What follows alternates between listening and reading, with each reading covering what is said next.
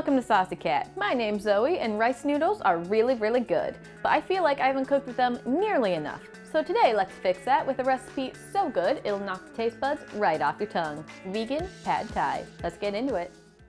Classic pad thai uses rice noodles, which take a while to cook, so let's start there. Bring some water to boil either on the stove or using an electric kettle. Add the rice noodles to a heat-resistant container and pour the hot water over them. Use a fork or chopsticks to loosen them up so they do not stick together. Allow them to soak per package instructions, typically about 20 minutes, stirring occasionally, until they are soaked through and have a nice chewy texture. Let's move on to our veggies. Thinly slice a shallot into strips. Chop some broccolini into small pieces, and finally, thinly slice some carrots. Before we fry those up, let's crumble up a block of extra firm tofu. Toss the tofu with a sprinkle of turmeric before setting aside. Traditional pad thai has scrambled eggs, and this tofu will act as a pretty decent substitute.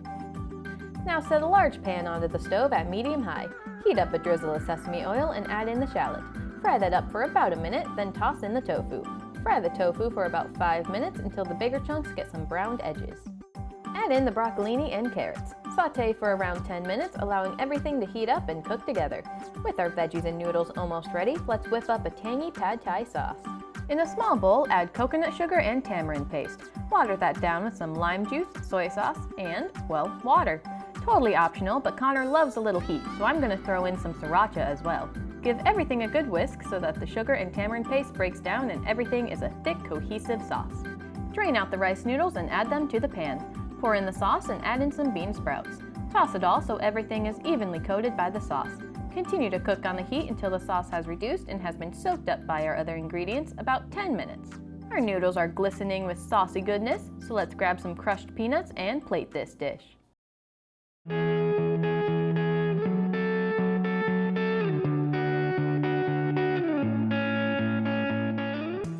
don't forget the lime. There we go.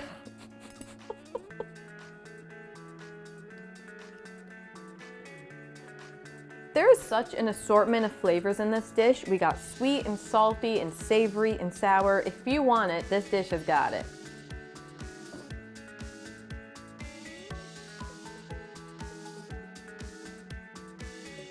Well, that does it for today. Let me know what recipes you want to see down in the comments. Like and subscribe so you don't miss any future dishes. Thanks so much for watching, and I'll see you next time on Saucy Cat.